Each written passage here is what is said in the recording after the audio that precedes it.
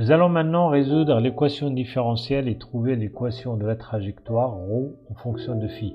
Mais vous avez bien pu constater, comme je l'ai mentionné, que l'équation différentielle du mouvement que nous avons obtenu n'est pas une équation différentielle usuelle. Et donc on va faire un changement de manière à ce que l'équation que l'on obtient soit une équation usuelle que l'on sait résoudre, comme on avait vu au premier chapitre qui a porté sur les rappels mathématiques. Donc, le premier objectif, c'est de transformer l'équation différentielle de manière à ce que les dérivées par rapport au temps, à la place des dérivées par rapport au temps, que l'on ait des dérivées par rapport à phi. Alors, pour le faire, on va commencer d'abord par ce que l'on appelle les formules de Binet. Alors, la première des choses que l'on va faire, on va éliminer de l'équation différentielle phi point. Et ça, comment on va le faire? On va le faire en se souvenant que le module du moment cinétique est égal à m rho carré phi point, et il est constant, donc on peut écrire que phi point du moment cinétique divisé par m rho carré. Sigma 0 sur m, on le pose égal à c, et donc ça donne phi point est égal à c sur rho carré, ce qui permet, donc dans l'équation du mouvement, en substituant phi point au carré par c carré sur rho 4 et en simplifiant par rho, donc ça me donne rho de point moins c sur rho 3 plus gm0 sur rho carré est égal à 0. Maintenant, on va s'attaquer à la dérivée par rapport au temps. Alors d'abord, on va faire le changement de variable u est égal à 1 sur rho, ce qui me donne phi point qui est égal à c sur rho carré, je la transforme en fonction de u, ça donne c fois u carré. La dérivée par rapport au temps de ρ, je remplace ρ par 1 sur u, ça donne la dérivée par rapport au temps de 1 sur u. Donc je dérive par rapport à u, multiplié par la dérivée de u par rapport à phi, multiplié par d phi sur dt. Si je simplifie ici, je simplifie là, ça me donne d sur dt de 1 sur u. Or, d sur du de 1 sur u, c'est moins 1 sur u carré. du sur d phi, je l'ai ici, et d phi sur dt, c'est phi point. Je remplace phi point par c u carré, j'aurai u carré, donc ça laisse moins c du sur d phi. Donc on voit bien que j'ai transformé la dérivée par rapport au temps de ρ à la dérivée de u par rapport à phi. De même, la dérivée seconde, on procède de la même manière, c'est la dérivée par rapport au temps, donc de ρ point qui est égal à moins c du sur d phi. Je fais la même procédure qu'ici. Donc là, au lieu de dériver par rapport à dt, je dérive d'abord par rapport à phi, ensuite je multiplie par la dérivée de phi par rapport au temps. Et donc ça me donne moins c, la dérivée seconde de u par rapport à phi. d phi sur dt c'est phi point, je le remplace par cu carré et ça me donne donc moins c avec le c ici, ça fait c carré, u carré, donc la dérivée seconde de u par rapport à phi. Et je vois bien, la première dérivée par rapport au temps, je l'ai transformée par la première dérivée par rapport à phi, et la deuxième dérivée ou la dérivée seconde par rapport au temps, je l'ai transformée à la dérivée seconde par rapport à phi. Alors maintenant, la première formule de Binet, c'est d'exprimer la vitesse en fonction de u et de du sur d phi. Alors on sait que v est égal à ρ point euro plus ρ phi point e phi. Ρ point, je le remplace par moins c du sur d phi. Voilà, plus. Alors ρ, c'est 1 sur u. Donc fois phi point, c'est cu carré. Donc ça fait, je simplifie par u, ça me donne moins c du sur d phi, euro plus cu e phi. Et le module de la vitesse, donc est égal tout simplement, le module de la vitesse, donc j'aurai c carré du sur d phi au carré plus c carré u carré. Je mets c carré en facteur et je fais la racine carrée, ça me donne c, la racine carrée de du sur d phi au carré plus u carré. Et c'est cette formule-là qui s'appelle la première formule de Binet. Donc si on vous demande de démontrer ou de donner la première formule de Binet, il s'agit tout simplement donc de démontrer l'expression du module de la vitesse en fonction de du sur d phi et de u. Nous allons à présent exprimer l'expression de l'accélération en fonction de u et de la dérivée seconde de u par rapport à phi. C'est cette expression-là qu'on appelle la deuxième formule de Binet. Donc si on vous demande dans un exercice établir l'expression de la deuxième formule de Binet, il faut comprendre qu'il faut donner l'expression de l'accélération en fonction de u et de la dérivée de u, la dérivée seconde de u par rapport à phi. Alors je reprends ce que l'on a démontré dans la diapositive précédente, qu'on va utiliser bien sûr ici. Je reprends également l'expression de l'accélération en coordonnées polaires. On a démontré déjà que ce terme-là est égal à 0. Donc je le saute. Donc ça me reste ce terme-là. Rho seconde, je la remplace par ça. Donc phi point au carré, c'est C2 U4. Rho c'est 1 sur U, je simplifie, ça me donne C carré U3, je mets C carré U carré ou bien moins C carré U carré en facteur, ça donne moins C carré U carré, ça reste la dérivée seconde de U par rapport à phi plus donc U.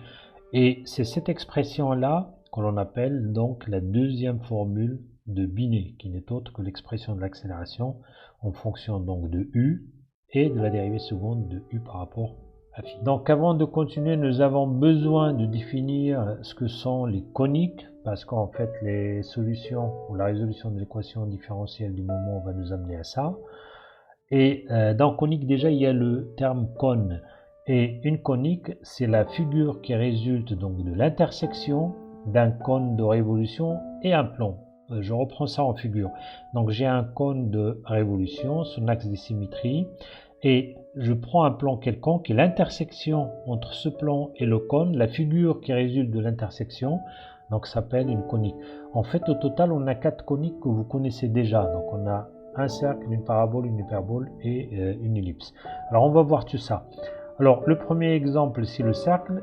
Je prends le cône de révolution. Le plan, cette fois-ci, il est perpendiculaire à l'axe de symétrie du cône. La figure qui résulte de l'intersection entre le plan et le cône n'est autre que le cercle. Si je la projette sur le plan XY, donc ça me donne cette figure-là.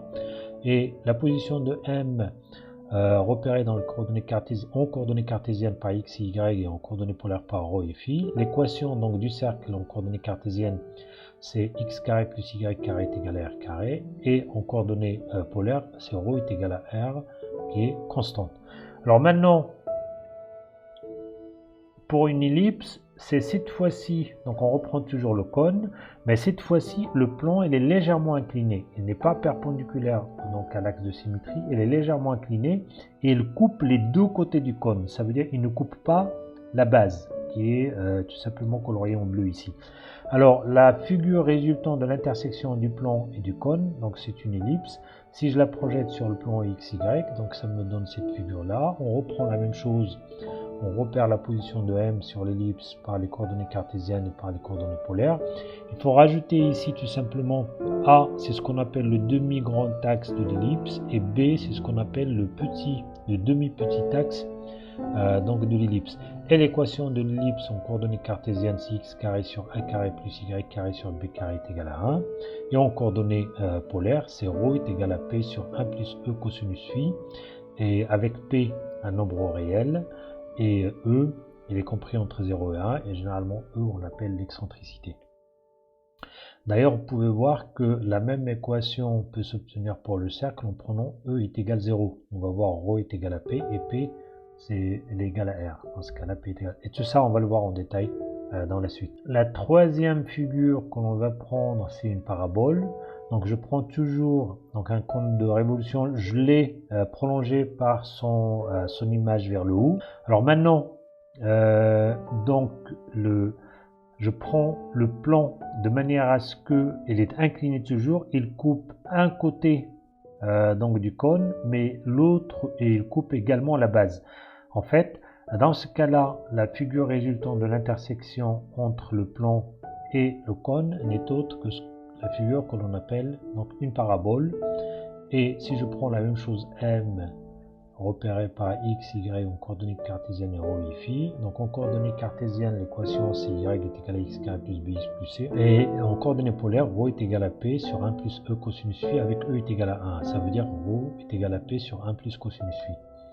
Et la dernière conique qui manque à l'appel, donc c'est une hyperbole. Alors, je reprends le cône de révolution. Mon plan cette fois-ci il est vertical et il coupe un côté du cône et la base, mais tout en restant parallèle à l'axe de symétrie du cône.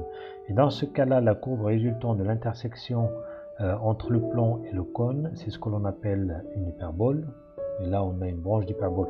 En fait, j'ai pris le deuxième parce qu'en fait, une hyperbole, il peut avoir une deuxième branche de ce côté-là. Mais ça, je reviendrai après sur ce point-là. L'essentiel, c'est qu'une branche d'hyperbole, donc il a deux branches asymptotiques. Ici, on repère la position du point M par en coordonnées polaires par ρ et phi et en coordonnées cartésiennes par x, y. Donc l'équation en coordonnées cartésiennes de l'hyperbole c'est x carré sur a carré moins y carré sur b carré est égal à 1. Donc faites attention au signe moins ici. Pour l'ellipse il y a un plus ici, par contre pour une hyperbole il y a moins. Et en coordonnées polaires, ρ est égal à P sur 1 plus E cosinus phi, avec E cette fois-ci supérieur à strictement à 1 et P à nombre réel. Voyez bien, donc une conique en fait pour les 4 cas, elle s'écrit toujours ρ est égal à P sur 1 plus E cosinus phi. Pour un cercle, E est égal à 0. Pour donc une ellipse, E est compris entre 0 et 1, il est supérieur strictement à 0 et inférieur strictement à 1. Lorsque E est égal à 1, c'est une parabole, et lorsque E est supérieur strictement à 1, c'est une branche d'hyperbole. Nous avons maintenant tous les ingrédients pour résoudre l'équation différentielle du mouvement et établir l'équation de trajectoire ρ en fonction de phi, donc l'équation de trajectoire en coordonnées polaires. Alors il suffit de réexprimer le PFD en utilisant U et les dérivés donc de U par rapport à phi. Alors pour l'accélération, on utilise la deuxième formule de Binet, et pour la force, il suffit tout simplement de substituer un sur ρ carré par U carré, ce qui donne donc pour le PFD moins Gm0 m u carré euro, donc ça c'est la force, on a remplacé un sur ρ carré par u carré, et ça c'est l'expression de l'accélération qui est donnée par la deuxième formule de Binet que nous avons démontré auparavant. Alors si l'on projette donc sur euro, et en simplifiant par u carré, on a le droit de simplifier parce que u est différent de 0. Pourquoi? Parce que pour u est égal à 0, ça implique que ρ tend vers l'infini, et nous on s'intéresse tout simplement à la trajectoire pour des valeurs de ρ qui sont finies. Par conséquent, donc toujours u est différent de 0, ce qui me donne le droit de simplifier par u carré. J'obtiens l'équation suivante que je peux réécrire de cette façon-là, et si je regarde cette équation différentielle, c'est une équation différentielle de second ordre à coefficient constant avec second membre constant. Et ça, c'est une équation différentielle usuelle que l'on peut résoudre en utilisant donc la méthode qui est donnée dans le chapitre des rappels mathématiques. Et on sait que dans ce cas-là, la solution générale, c'est la combinaison linéaire de la solution sans second membre et d'une solution particulière. Et la solution sans second membre, donc en appliquant la méthode que l'on a vue dans le premier chapitre, est égale à a exponentielle moins i phi plus b exponentielle i phi, que l'on peut réécrire sous cette forme-là. La solution particulière, donc il suffit de la prendre égale à gm0 sur c carré. Si je remplace u par cette expression-là, ça c'est 0, et ça me donne gm0 sur c carré est égal à gm0 sur c carré. Et la solution générale, donc est la somme des deux. Et donc l'équation de la trajectoire en coordonnées polaires ρ en fonction de phi, il suffit d'exprimer ρ à partir de u, qui donne cette expression-là.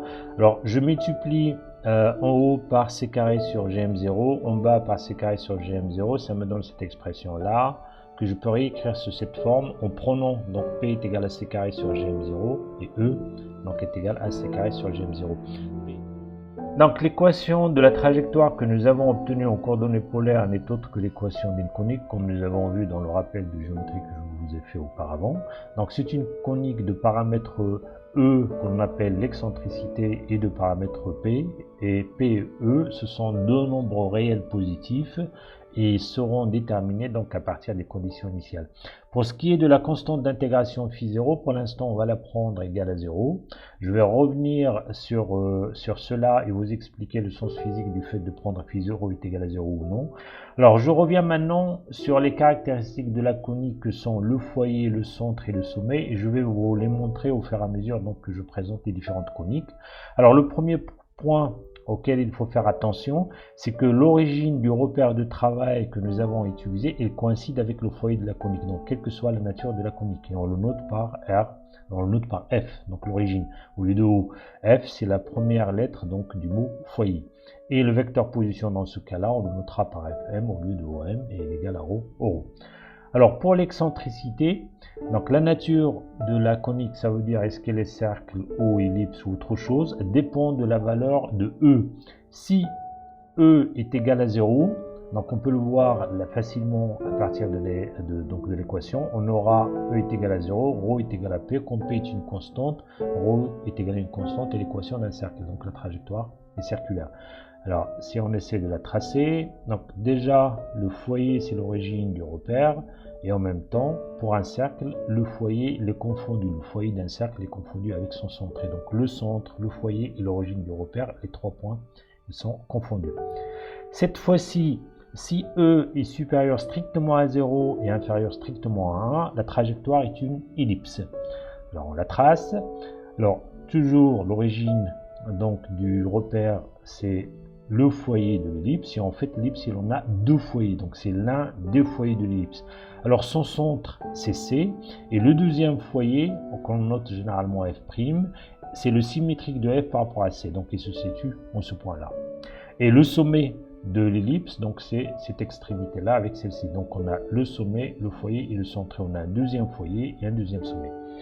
Alors si cette fois-ci E est égal à 1, la trajectoire est une parabole.